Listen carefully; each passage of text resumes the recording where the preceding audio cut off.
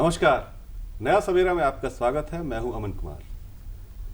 पिछला एक साल झारखंड में नक्सल उन्मूलन के क्षेत्र में काफी सफल रहा है। ये एक साल कहा जाए तो काफी सफलता वाला साल रहा है, क्योंकि इसमें कई बड़े नक्सली जो हैं वो सरेंडर किए हैं या पकड़े गए हैं। वहीं कुछ को मार गिराया गया है, तो वहीं झारखंड पुलिस डेवलपमेंट पर भी फोकस कर रही है और जिन इलाकों में अभी तक विकास नहीं पहुंची है वहां भी विकास पहुंचाने में प्रशासन की मदद कर रही है। इन तमाम मसलों पे बात करने के लिए आज हमारे साथ स्टूडियो में मौजूद हैं दो खास मेहमान, जो इस पूरे नक्सल विरोधी अभियान जो है उसकी कमान इनके हाथों में है। संजय आनंद लाटकर साहब अपर पुलिस महानिदेशक हैं ऑपरेशंस के, हम उनका स्वागत करेंगे।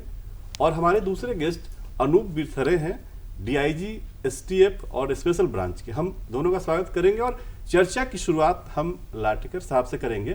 सर, ये जो साल रहा है 22 और 21, ये काफी सफल रहा है नक्सल उन्मूलन के क्षेत्र में। मतलब एक नया सवेरा अब देखने को मिल रहा है। थोड़ा विस्तार से हम जानना चाहेंगे, हमारे दर्शक जानना चाहेंगे कि ये क्या, कौन कौन से बड़े जो है नक्सली पकड़े गए हैं और किनको किनको आपने सरेंडर करवाया है? सबसे पहले तो मैं सभी दर्शकों को नमस्कार करता हूं। विगत कुछ दिनों से और ख़ासकर 21-22 में झारखंड राज्य पुलिस द्वारा जो नक्सलियों के खिलाफ लगातार मुहिम चलाई जा रही है, इसके परिणाम बहुत ही अच्छे देखने में मिले हैं। और मैं दर्शकों को और राज्यवासियों को बताना चाहूँगा कि प्रशांत दा, किशन दा या प्रशांत बोस के नाम से जिन्हें जाना जाता है और पॉलिट ब्यूरो के ये माओइस्ट के सबसे अग्रणी नेता है, जो इस क्षेत्र में माओवादियों की चल रही सभी गतिविधि का नेतृत्व कर रहे थे, संचालन कर रहे थे। उन्हें पकड़ने में हमारे पुलिस को सफलता प्राप्त हुई और उनके साथ में उनकी पत्नी जो सेंट्रल कमेटी मेंबर है, उन्हें भी गिरफ्तार करने में हमें सफलता मिली है। इन दोनों पर किशन दा पर 1 करोड़ का इनाम राज्य सरकार द्वारा घोषित था और उनकी पत्नी जो है शिलादी, उन पे 25 लाख का रिवॉर्ड घोषित था। इसके साथ साथ कुछ ऐसे सरेंडर्स हमारे सरकार की नीति के प्रेरित होकर और उस नीति के तहत विश्वास रखकर नक्सलियों ने किए हैं, जिनका हम यहाँ उल्लेख करना चाहेंगे। जिसमें 10 लाख के इनामी महाराज प्रामाणिक है, 25 लाख के इनामी बिमल जी है, जो बूढ़ा पहाड़ में काफ़ी वर्षों से नक्सली गतिविधियों का नेतृत्व कर रहे थे। फिर सुरेश मुंडा है, जो 10 लाख के इनामी है। तो इस प्रकार के नक्सलियों ने जो सरेंडर किया है, आत्मसमर्पण किया है, उससे निश्चित तौर पर नक्सली गतिविधियों पर व्यापक असर हुआ है। इसके साथ साथ जब भी हमारे सुरक्षा बल, पुलिस बल अभियान चलाते हैं नक्सलियों के विरुद्ध, तो उन पर फायरिंग की है नक्सलियों ने, तो उसका मुंह तोड़ जवाब हमारे सुरक्षा बलों ने, पुलिस बलों ने दिया है। और इसमें इनामी नक्सली भी मारे गए हैं, जिसमें गुमला में बुद्धेश्वर उरांव के मारे जाने से निश्चित तौर पर उस क्षेत्र से नक्सली गतिविधियों को कम करने में काफ़ी हद तक हमने सफलता पाई है।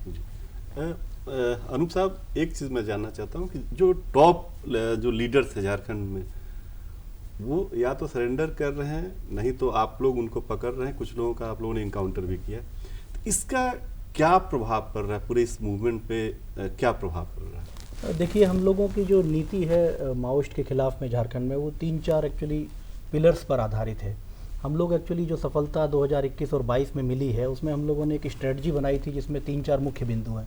पहला, नक्सलियों का जो प्रभाव क्षेत्र है, जहाँ उनका प्रभाव काफ़ी ज़्यादा था, उनमें हम लोगों ने फॉरवर्ड कैंप्स लगाए हैं, सीआरपीएफ के, झारखंड जगुआर के और झारखंड पुलिस के। तो नक्सलियों की मान में जाकर के जब फोर्स वहाँ बैठी तो उनकी ट्रेनिंग एक्टिविटीज़ प्रभावित हुई, नया रिक्रूटमेंट वो लोग नहीं कर पा रहे हैं। इसके अलावा जो है वहाँ पर विकास की गतिविधियाँ अच्छे से चल रही हैं। दूसरी स्ट्रेटजी थी लगातार एग्रेसिव ऑपरेशंस। झारखंड जगुआर ने, सीआरपीएफ, कोबरा, सब संयुक्त बलों ने लगातार एग्रेसिव ऑपरेशंस इनके खिलाफ किया और अगर उन्होंने हमारे ऊपर फायरिंग की तो उसका जवाब बढ़िया से दिया गया, जिसमें एनकाउंटर्स में काफ़ी लोग मारे गए।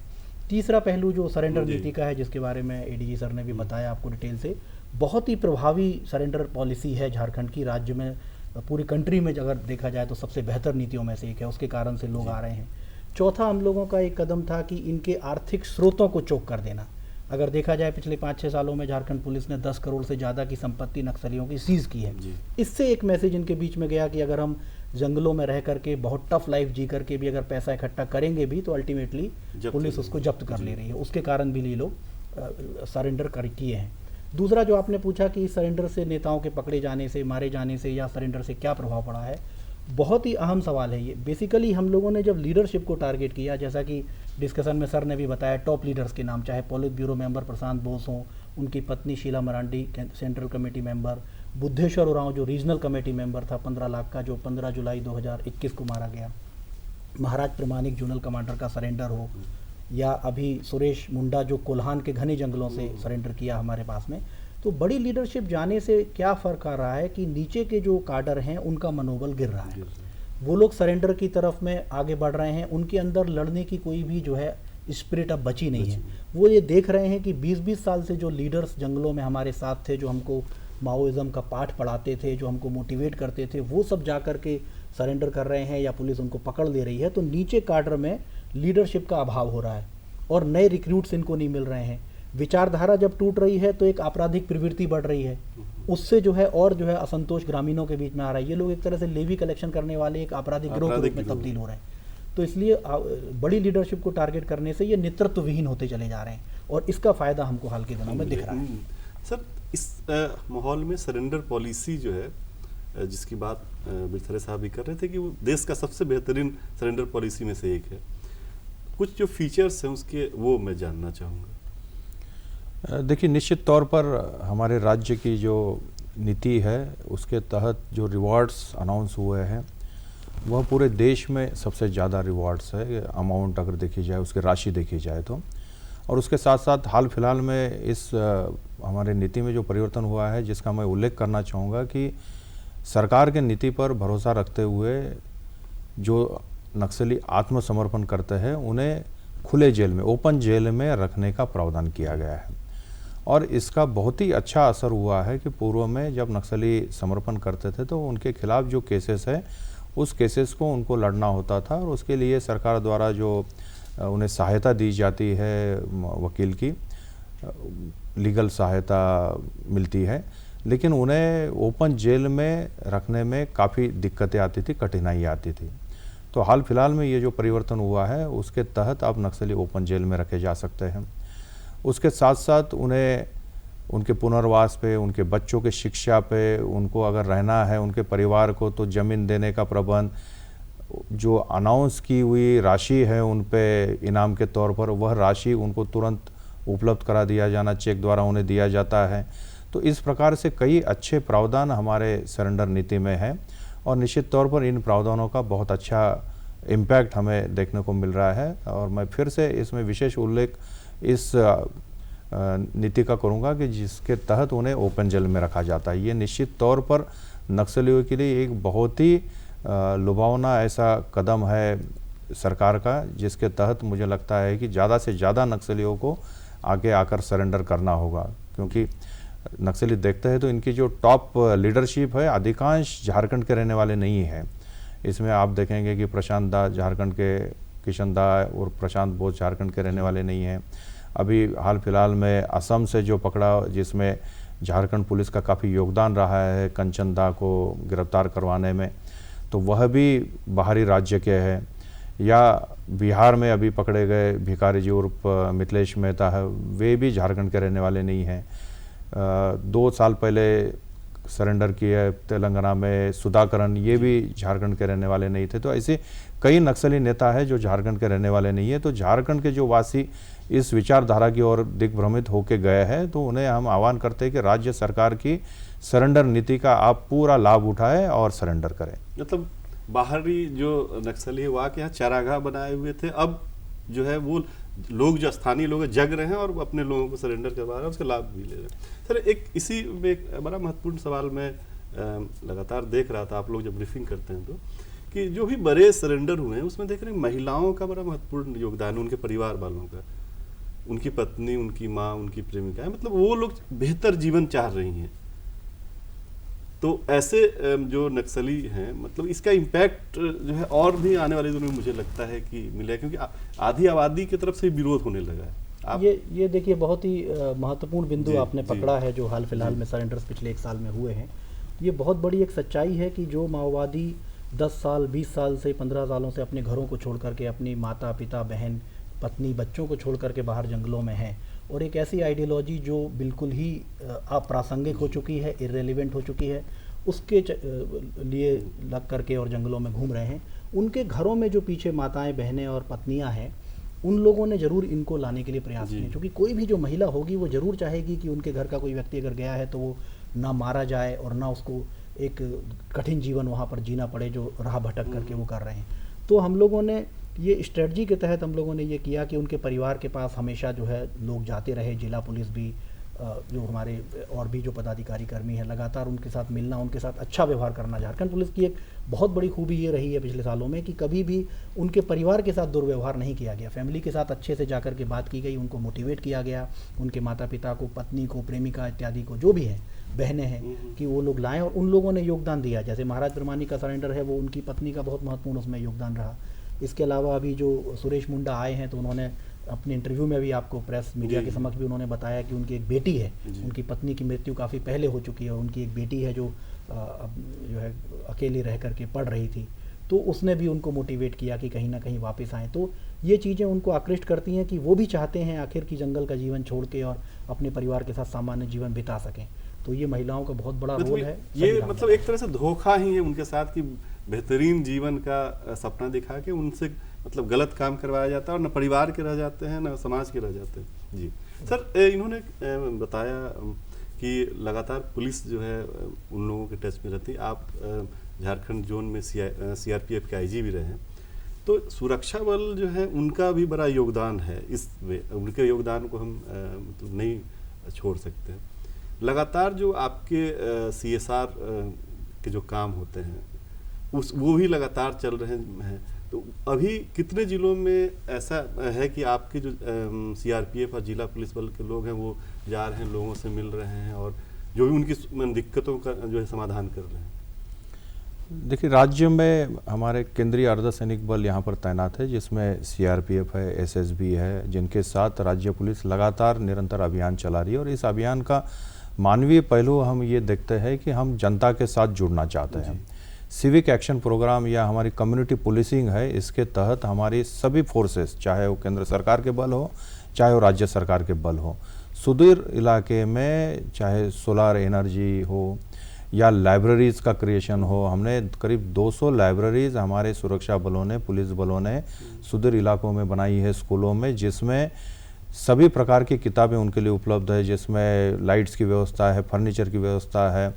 और हम बच्चों से आग्रह करते हैं कि आप आइए, इन लाइब्रेरीज़ का उपयोग कीजिए। इसके साथ साथ इरिगेशन के क्षेत्र में हमने काम किया है, स्किल डेवलपमेंट के क्षेत्र में काफ़ी हद तक हमारी कम्युनिटी एक्शन पुलिसिंग के तहत आगे बढ़ी है, जिसके तहत आज लोग अपने पैर पर खड़े हुए हैं और इनको दिखाई दे रहा है कि नक्सली जो उनको बताते हैं कि भाई आपकी सरकार की पहुंच यहाँ तक नहीं है या विकास की धारा यहाँ तक नहीं पहुंच रही है, हम इस कम्युनिटी पुलिसिंग के जरिए दिखा रहे हैं कि आप तक हम पहुंच चुके हैं और आपको मेन स्ट्रीम में हम जोड़ रहे हैं।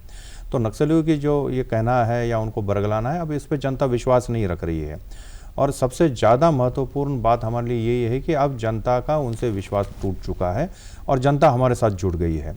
चाहे वो गिरफ्तार नक्सली है, चाहे वो सरेंडर नक्सली है, चाहे जिन क्षेत्र में नक्सलियों ने उत्पात मचाया है, वहाँ की जनता उनसे अब तंग आके पुलिस बलों को साथ दे रही है और जिसका नतीजा ये रहा है कि हमें बहुत अच्छे व्यापक परिणाम मिल रहे हैं। तो हम इसका श्रेय हमारे कम्युनिटी पुलिसिंग को देना चाहेंगे, जो सिविक एक्शन प्रोग्राम को देना चाहेंगे, और हमारे पुलिस के व्यवहार को भी देना चाहेंगे। चाहे वो समर्पित नक्सली है, आत्मसमर्पित हो, चाहे वो गिरफ्तार नक्सली हो या इंजर्ड भी नक्सली है, तो पुलिस बलों ने कहीं पर भी मानवीय अधिकारों का उल्लंघन नहीं होने दिया है और उन्हें काफ़ी हद तक आगे जाके मदद करने का प्रयास किया, जिसके चलते आज हमें सक्सेस मिल रहा है। और लेकिन एक चीज़ देख रहे हैं कि आप जैसे कम्युनिटी पुलिसिंग के द्वारा आप बेहतर काम कर रहे हैं, लेकिन नक्सली जो है स्थानीय लोगों को कई बार जो है वो टारगेट करते हैं। हाल में भी लोहरदगा में एक गरीब किसान मारा गया है, तो इससे भी तो स्थानीय लोगों में नफरत उनके प्रति जो है वो पैदा हो रही है।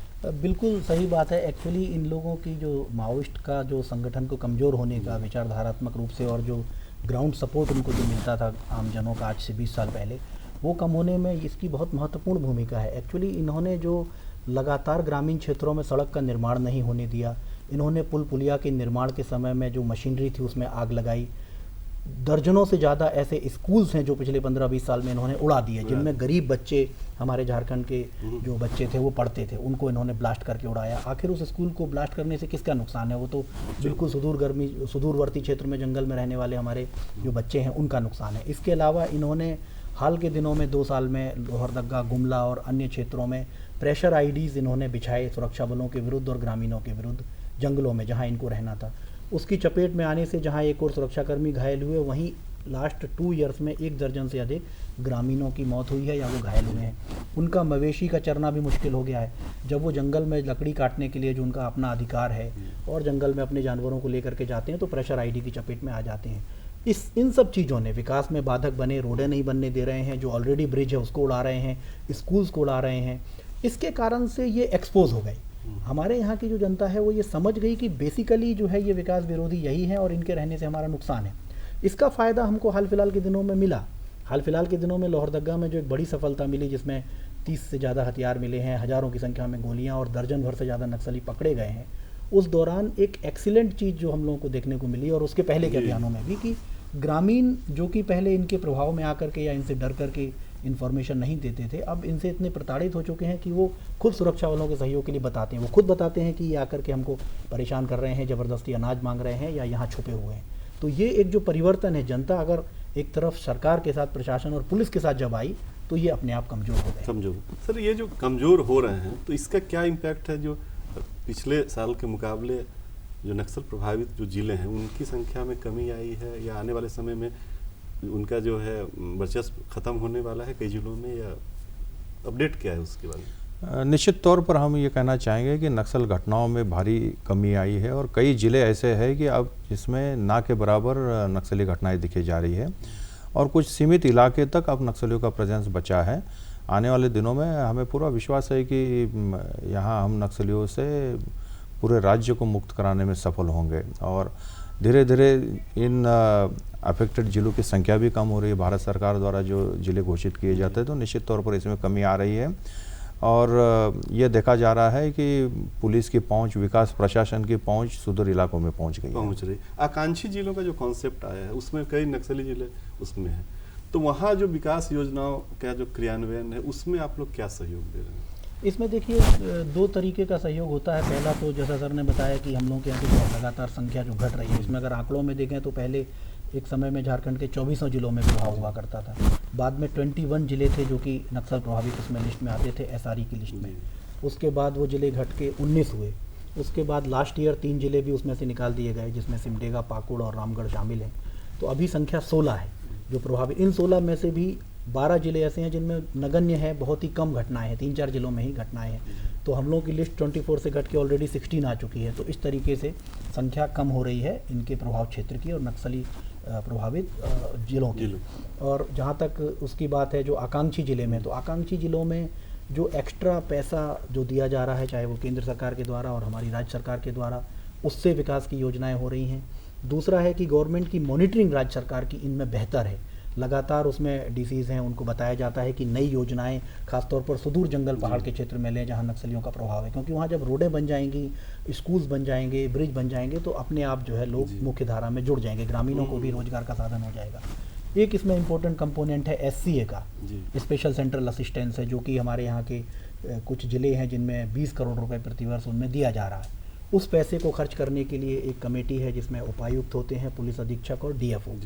तो ये उस पैसे को खर्च करते हैं जहां जो मिसिंग लिंक्स हैं। मान लीजिए कि हम ऑपरेशन के दौरान अर्धसैनिक बल या झारखंड पुलिस का बल या झारखंड जगुआर किसी गांव में जाता है, वहां पर कोई ग्रामीण रिक्वेस्ट करते हैं कि यहाँ पानी पीने की कोई व्यवस्था नहीं है, कुआं से पानी लेना हो रहा है या बहते हुए नाले से, तो वहाँ पर इस कमेटी के द्वारा जो है एक सोलर बेस्ड जो है एक जो है डीप बोरिंग करवा दी जाती है, एक टंकी बना दी जाती है। कहीं पर कोई ग्रामीणों ने मांग किया कि यहाँ पर एक कलवर्ट नहीं है, इस कारण से हम बारिश में 4 महीने के लिए कट जाते हैं, बच्चे स्कूल नहीं जा पाते हैं, वहाँ एक पुल या कलवर्ट का निर्माण करा दिया, PCC पथ का निर्माण करा दिया। तो ये सब करने से उन आकांक्षी जिलों में और ऐसे प्रभावित जिलों में जो SCA के अंतर्गत आते हैं, छोटी छोटी योजनाओं का लाभ मिल रहा है और इससे लोग बहुत प्रभावित होते हैं कि देखिए लोग आए, सरकार हमारे पास पहुँची, प्रशासन हमारे पास पहुँचा और हमारी परेशानियों को दूर किया, और दूसरी तरफ नक्सली केवल हमको परेशान करने आते हैं, तंग तबाह करने आते हैं और खाना मांगने आते हैं। जी। तो इससे काफ़ी फ़र्क पड़ रहा है। और उनके साथ कई बार जाति की भी खबरें आती रहती हैं, उनके बच्चों को उठा के ले जाने की बात होती है, तो कई बार सर अब कहा जा रहा है कि आप लोग जो हैं, जो महत्वपूर्ण इलाके हैं, बूढ़ा पहाड़ या कोल्हान के जो इलाके हैं या पारसनाथ का क्षेत्र, वहाँ पे आप लोग निर्णायक जो हैं वो अब सफाई पर भी काम कर रहे हैं। तो आने वाले दिनों में क्या योजनाएं हैं और क्या आप चैनल के माध्यम से संदेश देना चाहें कि अब जो भी भटके हुए हैं वो मुख्य रास्ते में आ जाए, नहीं तो उनके लिए फिर और कोई विकल्प नहीं बचेगा? निश्चित तौर पर आपने देखा होगा कि विगत 7-8 महीने में गुमला एवं लोहरदगा का जो क्षेत्र था नक्सलियों से पूरी तरह प्रभावित था, उस इलाकों को नक्सलियों के प्रभाव से मुक्त करने का हमने काम किया है। और आपने कुछ इलाकों के नाम लिए, तो जहाँ पर अभी नक्सली सीमित हुए हैं उन इलाकों को निश्चित तौर पर हमारे टारगेट पे भी इलाके हैं, और हमारी जो एग्रेसिव रणनीति है जिसके तहत हम सुरक्षा बलों के कैंप उधर लगा रहे हैं, लोगों के साथ जुड़ने का प्रयास ज़्यादा से ज़्यादा कर रहे हैं, वहाँ अभियान एग्रेसिव तौर पर चला रहे हैं। तो उसमें ऐसे क्षेत्र है कि जहाँ भी नक्सली होने की संभावना है वहाँ पर हम अभियान चलाएंगे। आपने देखा होगा कि आपने बूढ़ा पहाड़ का नाम लिया, तो बूढ़ा पहाड़ से जो अभी हमारे ऑप्स डबल बुल जो लोहरदगा में हुआ, उसके परिणाम से भागा हुआ दुर्दांत नक्सली मिथिलेश मेहता और भिखारी जी बिहार में पकड़ा गया। इसमें महत्वपूर्ण भूमिका झारखंड पुलिस की रही है सूचना देने में, और उसके भाग जाने से अब बूढ़ा पहाड़ में निश्चित तौर पर नक्सली सरेंडर करेंगे, इसका हमें पूरा विश्वास है। कई नक्सली हमारे पुलिस लीडरशिप से संपर्क में भी आ चुके हैं, और आने वाले दिनों में इसके अच्छे परिणाम बूढ़ा पहाड़ी नहीं अन्य इलाके में भी दिखाई देंगे। तो हम इन सभी नक्सलियों से ये आह्वान करेंगे कि अब इस विचारधारा यह इस देश में चलने वाली नहीं है, राज्य में नहीं चलने वाली है। लोगों को विकास चाहिए, लोगों को मेन स्ट्रीम में आना चाहिए, और आप उनका जो शोषण कर रहे हैं उसके दिन अब ख़त्म हो गए हैं। अब आप प्रजातंत्र पर विश्वास रखिए, सरकार की जो घोषित नीति है उस पर विश्वास रखिए, और आप या तो सरेंडर कीजिए या जहां हमारा मुकाबला करने का प्रयास करेंगे सुरक्षा बलों का, सुरक्षा बल आपको निश्चित तौर पर मुंह तोड़ जवाब देंगे, और उसमें फिर आपकी हानि हो सकती है। तो आप जल्द से जल्द सरेंडर करें, ये आपके हित में होगा। जी। और देखते हैं बड़े जो लीडर हैं वो तो खुद अपने ऐशो आराम की ज़िंदगी जीते हैं, लेकिन जो छोटे जिन लोगों को भटकाव की स्थिति में ले जाते हैं उनकी जीवन उनकी बहुत ख़राब होती है। कोई अनुभव होता है? ये बिल्कुल सच बात है। ऐसे दृष्टांत, ऐसे जो है जो मामले हैं वो कई बार सामने में आए हैं। जब भी इनके बड़े लीडरशिप पकड़े गए हैं, चाहे वो प्रमोद मिश्रा और वन बिहारी मिश्रा जो पहले जेल में थे, अभी अगेन जेल से निकलने के बाद पोलित ब्यूरो मेंबर हैं, उनके डॉक्यूमेंटेड प्रूफ्स हैं कि वो लोग, उन्होंने जो है उनके घरों में कई बसें चलती हैं, उन्होंने पैसे को इन्वेस्ट कर रखा है। बिहार में और भी लीडर्स हैं, संदीप जी एट्सेट्रा, उनके बारे में बातें आती हैं कि उनकी कई संपत्तियां बिहार में जब्त भी की गई हैं। इसके अलावा यहाँ जो सेंट्रल कमेटी मेंबर में सुधाकरन थे, जो बाद में जाकर के तेलंगाना में सरेंडर किया, उनके भाई जो है पैसे के साथ और कई करोड़ रुपए और गोल्ड इत्यादि के साथ पकड़े गए। उनकी अपनी भी संपत्तियों की बात आती है। झारखंड के भी लीडरशिप हैं, उनकी भी जो संपत्तियां आखिर झारखंड पुलिस ने जो सीज़ की, वो अपराध के द्वारा अर्जित थी। आतंकवाद का वो प्रोसीड ऑफ टेरर ही है बेसिकली। माओवादी और लेवी का जो पैसा है जो ये कलेक्ट करते हैं, उसी में से चुराया हुआ पैसा है ये। तो जो बड़ी लीडरशिप है, उनके बच्चे बाहर भी, विदेशों में भी पढ़ने की बात आती है, अगर विदेशों में नहीं तो बड़े शहरों में भी पढ़ने की बात आती है। तो ऐसे मामले आए हैं। और जबकि जो आम काडर है वो बिल्कुल बहुत ही ख़राब जीवन जीता है। उसको हो सकता है कि दिन भर में एक दिन बार का खाना भी मिल जाए तो बहुत है। उनके घर अगर आप जाएंगे तो बहुत ही गरीबी में उनके बच्चे या उनकी जो फैमिलीज़ हैं वो रहती हैं, हम लोग जा कर के देखते हैं। तो उनको कोई लाभ नहीं है, और ये बात वो अब समझे हैं। इसी कारण से नए काडर नहीं जा रहे हैं, रिक्रूटमेंट इनका पूरी तरह खत्म हो गया है। वो इसीलिए क्योंकि कोई अब इनके यहाँ जाने को उत्सुक नहीं है, क्योंकि ये एक्सपोज हो चुके हैं और इनकी सच्चाई लोगों को महिलाओं पता के है। शोषण की भी खबरें कई बार आती हैं, और कई जो सरेंडर की हुई नक्सलियों ने बोला भी है कि वहाँ शोषण होता है। तो सर, लेकिन आपके यहाँ एक बेहतरीन चीज़ है कि उनके बच्चों पे भी आपका फोकस रहता है कि सरेंडर कराने के बाद आप उनको छोड़ते नहीं, उनके बच्चों को भी आप पढ़ाने का काम करते हैं, उनको ज़मीन देने का काम करते हैं। तो ये इस पे थोड़ा जानकारी चाहिए थी मुझे। आपने बिल्कुल सही कहा है कि महिलाओं का शोषण इन नक्सलियों द्वारा किया जाता है, बच्चों का शोषण किया जाता है। नाबालिग बच्चों को ये जबरन उठा के ले जाते हैं और जंगलों में अपने साथ घुमाते हैं, उनसे लकड़ी ढोने का काम कराते हैं, उनसे खाना बनाने का काम कराते हैं और जबरन इनको शारीरिक शोषण भी किया जाता है। और ये कई पकड़े गए नक्सलियों से हमें पता चला है, कई सरेंडर नक्सलियों ने बताया है। और जब हम इनके रहने के ठिकानों से, बंकर से सामग्री बरामद करते हैं तो उसमें इस प्रकार के शोषण के बारे में भी हमें चीज़ें प्राप्त हुई है। तो आपने दूसरा जो सवाल पूछा कि इनके बच्चों के बारे में, इनके परिवार के बारे में हम क्या करते, तो निश्चित तौर पर इनके बारे में भी, इनको कैसे हम मेन स्ट्रीम में लाए, इसके लिए आर्थिक सहायता दी जाती है, इनके शिक्षा की सुविधा दी जाती है। हम प्रयास यही करते हैं कि इनका जीवनमान को हम ऊंचा करें और उनके परिवार के लोग जो सरेंडर किए या गिरफ्तार हुए हैं, उनके जेल में जाने से भी परिवार पे असर ना पड़े, उल्टा परिवार अच्छी ज़िंदगी जीना शुरू करें। जी, अब हमारे कार्यक्रम खत्म करने का वक्त आया। उससे पहले हम चाहते हैं अनूप बिरथरा जी से कि आप एक बार मुख्य धारा से भटक गए लोगों को एक बार फिर हमारे माध्यम से उनको अपील कीजिए कि आप आइए। दूरदर्शन झारखंड की रीच जो है बहुत ही सुदूरवर्ती क्षेत्रों में है, ग्रामीण क्षेत्रों में है, और दूरदर्शन के इस बहुत ही महत्वपूर्ण प्रसार माध्यम से मैं ये अपील करना चाहूँगा, जो भी हमारे जो साथी, हमारे झारखंड के जो लोग हैं जो भटक करके और इस माओवादी विचारधारा में जाकर के और इनका पिट्ठू ढो रहे हैं, इनके वेपन्स लेकर के एक बहुत ही दिग्भ्रमित विचारधारा के साथ हैं, वो निश्चित तौर पर झारखंड सरकार की इस बहुत ही प्रभावी और अच्छी सरेंडर पॉलिसी उसके तहत आएँ। आपको सीधा ओपन जेल में रखा जाएगा, ये उसका सबसे बड़ा प्रावधान है, जिसमें कि आप अपनी फैमिली के साथ रह सकते हैं। इसके अलावा बहुत सारी जो सहायताएँ हैं, जो चाहे निःशुल्क पढ़ाई हो बच्चों की, निःशुल्क चिकित्सा सहायता हो, घर बनाने के लिए पैसा हो, 4 डेसिमिल ज़मीन हो, ये सब दी जाएगी। तो मैं आह्वान करूंगा कि जरूर इस मरती हुई विचारधारा को छोड़ें, मुख्य धारा में आएँ और हमारे प्यारे झारखंड राज्य के विकास में सहयोगी बनें। हम अपर पुलिस महानिदेशक श्री संजय लाटकर साहब से गुजारिश करूंगा कि वो भी एक बार जो है भटके हुए लोगों को अपील करें हमारे माध्यम से कि वो घर वापसी करें और अच्छी जीवन जिए। और यह कार्यक्रम देखने वाले सभी नक्सलियों को या उनके परिवारजनों को, आप जनों को हम ये आह्वान करना चाहेंगे कि वाकई इस कार्यक्रम का नाम भी नया सवेरा है, और आपकी ज़िंदगी में अगर आपको नया सवेरा लाना है तो आप हमसे जुड़िए, हमारे नीति पर विश्वास रखिए और वापस आइए। आपको जिस विचारधारा के तहत आप गए हैं, यह विचारधारा बिल्कुल ही सही नहीं है। आप प्रजातंत्र पर विश्वास रखते हुए सरेंडर करें और हमसे जुड़े, मेन स्ट्रीम से जुड़े। आप दोनों का बहुत बहुत धन्यवाद। तो मैं भी आपसे गुजारिश करता हूं कि अगर आपके परिवार से कोई भटक गया है तो उसको मुख्य धारा में शामिल कीजिए, क्योंकि बेहतर जीवन मुख्य धारा में रह के है, उधर रह के नहीं। इस कार्यक्रम में बस इतना ही। अगले सप्ताह फिर किसी दूसरे मुद्दे पर चर्चा करेंगे। तब तक के लिए पूरी टीम को आज्ञा दीजिए। नमस्कार।